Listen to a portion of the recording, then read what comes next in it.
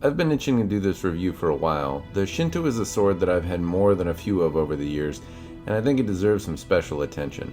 The primary Shinto used in this review is the second-hand 25th anniversary edition Shinto Katana. Now, it's been very heavily used and is in need of some love.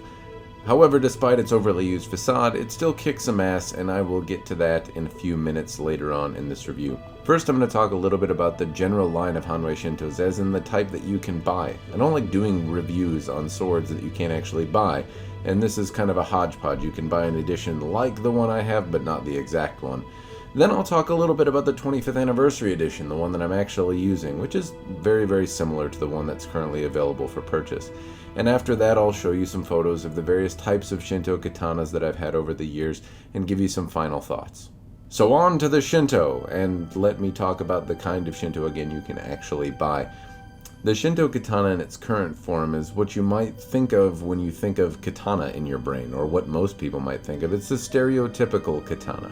It has a gloss black saya, black cottonito over white samegawa, dragons on the furniture, and a gentle curve with a bohie.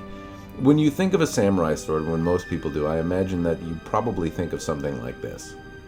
From a production sword collector perspective, it's a really handsome sword. The look is very appealing. Hanwei does a very good job of making a hamon that's easy to see and stands out in just about any light. You don't need some special light or get it in sunlight to see what's happening with the hamon. The blackened fittings, the black ito, the gloss black saya all have a really classic look, and on closer inspection, you can see there's some pretty badass dragons on the Fuchi, Kashira, Suba, and Minuki. Now, unlike some of Hanwei's other themes, you don't need to know anything about Japanese history, symbolism, or the samurai to understand what's happening. Dragons are badass, plain and simple. Now, add to that, Hanwei is one of the better sword producing companies out there, making cast fittings that retain detail. Back in the days of old, these types of fittings would have been meticulously carved out, but in today's production market, they're cast, but still retain a lot of detail. Casting is something that is not necessarily known for retaining detail, or at least a lot of those details tend to get lost, especially in detailed themes like this, namely the Suba. You can see there's a lot of things going on there. Supposedly, the newest Shintos have furniture made out of iron rather than copper or brass, but I don't recall them being magnetic. Maybe my magnet's broken, or maybe I just don't know how magnets work. From the standpoint of a practitioner, the Shinto's on the smaller and lighter side of blades available in today's market. Most of the new T10 versions weigh somewhere between 1 pound 12 ounces and 2 pounds 2 ounces, at least in my experience. The blade is also smaller in size. It's not very wide at the base or at the Kasaki, and a lot of them are shorter, usually about 27 inches long, though some of the size ranges vary a little bit. The blade is well suited for kata or yaido if you're used to using a live blade for training. The Shinto Katana is also very well suited to light cutting. The blade has a slight distal taper and a point of balance that's between 3 and 4 inches. It makes for a relatively easy to control blade. Point control is easy, the blade's easy to start moving and stop moving. It's a very comfortable experience as a practitioner.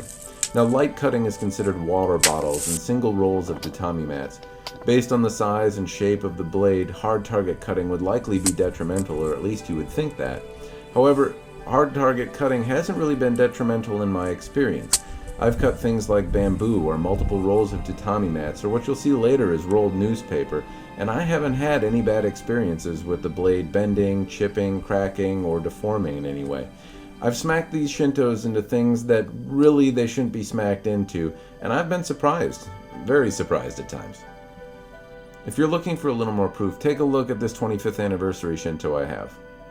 The difference between the 25th anniversary Shinto and the regular T10 version available today is lots of stuff, or not a lot of stuff. It depends on what's important to you.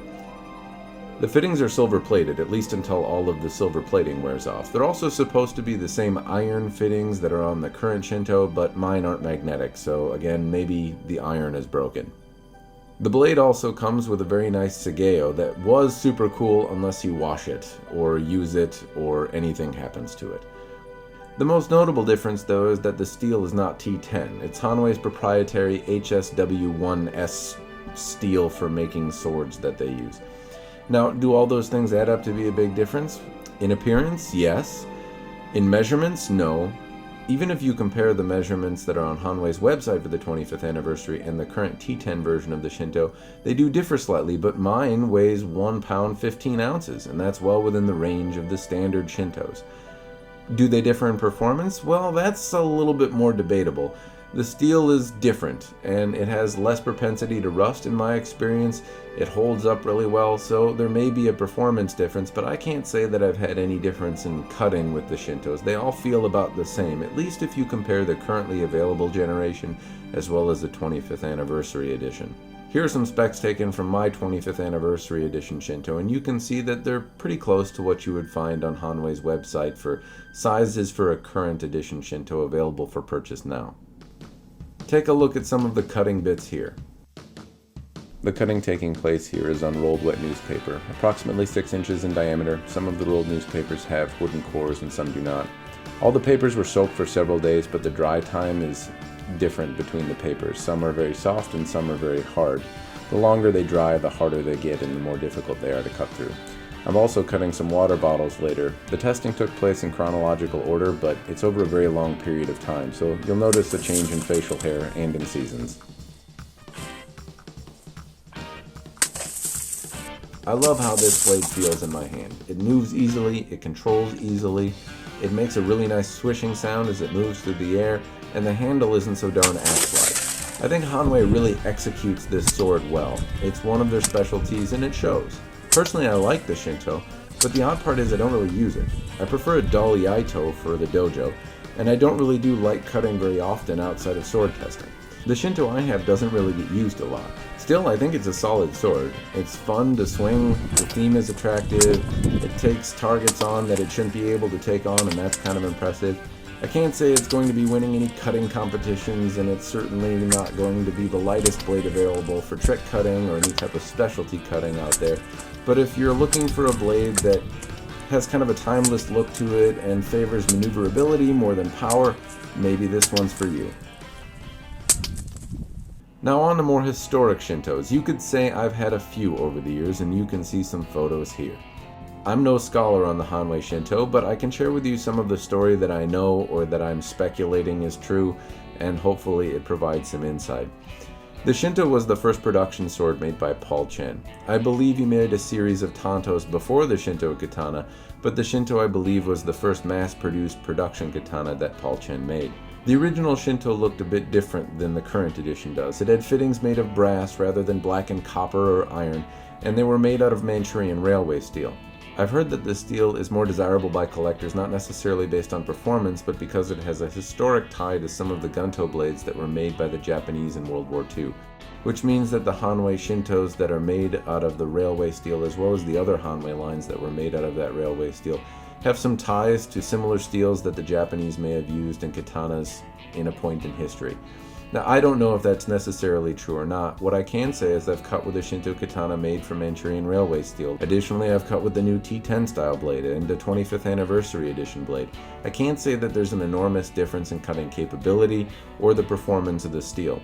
What I do notice is that there have been drastic changes in geometry over time that affect cutting, and I haven't noticed an enormous difference in performance between the various types of steel used on this blade.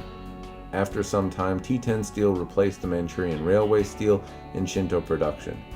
The Shintos also come in a variety of flavors. Now, aside from the various generational revisions and changes that I mentioned a moment ago, the Shinto has come in different editions, like the Elite edition, with a much wider blade, kind of made for competition cutting. It's very similar to other Elite editions made by Hanwei, with the exception of this being in the Shinto furniture. There's also been a Hanwei Shinto in Shirasaya. On a personal note, the edition in Shirasaya had a hamon that I thought was better than the other hamons offered in the various Shinto blades that I've had.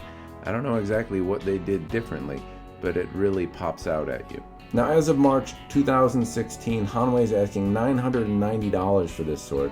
Kult of Athena has it priced at $652.95, and sometimes you can find them secondhand on eBay for between $300 and $500. The Elite, the 25th anniversary edition, the Shirasaya editions, none of those seem to be available right now, and those prices I quoted are really based on the T10 version that's currently available today. The others tend to go for a premium, but that might just be due to the fact that they're no longer produced or not being produced right now.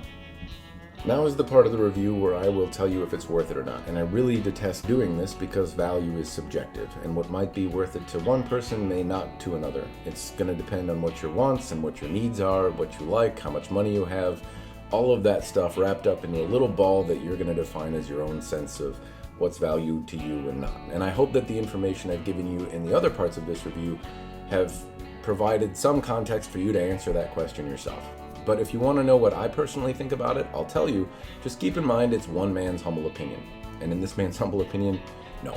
I don't think the sword is worth $650 to $990. I'd like it a little bit more at $500-ish, and in fact, I've bought many of them secondhand within that range and been happy with it. But at $650 to $990, there's just a lot of other products on the market, and I think that you can do better with something else, or at least it doesn't seem like a value to me. Now, why is that? Well, the hamon on it is somewhat bland to me personally. It's not necessarily bad to a buyer because it's consistent. The way it looks in the picture is often what you're going to receive. That's very good from one side of things, but it also means that I've had a lot of Hanwei swords that have the same hamon, and it starts to lose its luster after so many of them. So that's one. Two, the dragon theme, well, it's really cool and I like dragons, and Hanwei's got some very good casting methods that keep detail in the sword. It's not so overwhelmingly cool that I just have to have it. There's a lot of swords with really cool themes out there, and I don't think that this one is so overwhelmingly awesome that I just have to buy a bunch of them.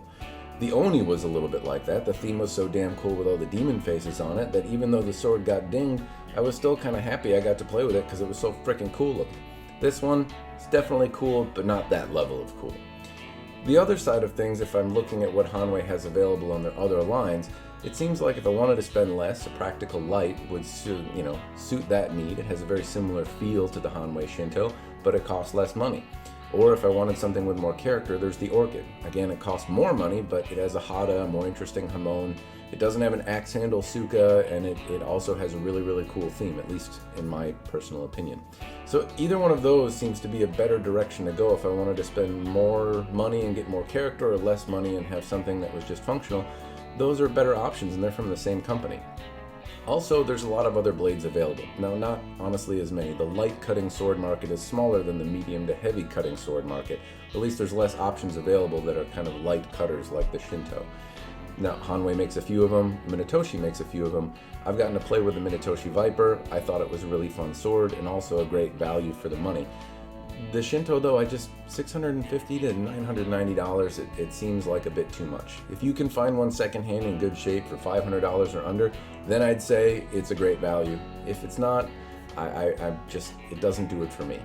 But take that for what it's worth. Again, just one humble man's opinion. The other thing I might say that totally contradicts the opinion that I had would be Hanwei's reputation. Hanwei has a good reputation for making swords. Out of many of the producers out there, they're known to have some pretty good and pretty consistent quality. They're not infallible, they mess up plenty, but so does everyone else, and Hanwei seems to do it a little bit less than everyone else. So, tip of my hat, I guess, to that. What I can say about that, though, is take a look at this 25th anniversary Shinto that I've used in this review. The thing I'd draw your attention to is that it's been through like a frickin' war. It's been used a lot for Aya, and the plating, or it's not a patina, it's a plate, has kind of worn off. That happens with just about any type of fitting if you're using it frequently. But, it's got a little Suba rattle, but everything still functions. It still holds in the saya tight. The Ito is still tight. Everything is still functional on the sword, and it's been used a lot. It's been resharpened. It holds an edge. And anyway, the point that I'm driving at is that this thing has been through the paces, and it's survived, and it's still functional, and it's still fun. Now, I don't get the same longevity out of every sword that I have. Some of them are damaged a little bit more quickly. Some of them don't last as long. Some take a set or a bend or rust or blah, blah, blah, or the suka cracks or the Ito's loose. It's a lot of things that can happen that cost a lot of money to fix. And I haven't had that problem with this one. I'm probably going to have it resharpened or do something to it to dress it up a little bit, but even though it's gone through hell, it's still perfectly functional. And I have to say that that's something that, if you're looking at a Shinto, is not to be ignored and may change your perspective on what the value is. Now, in my case, I'd be happy at $500, but at $650 to $990, I don't think that the reputation and consistency is worth that much in this case. Those are just my thoughts, though. I hope you make up your own opinion, make up your own mind, and determine if it's worth it to you. Thanks for watching. Cheers.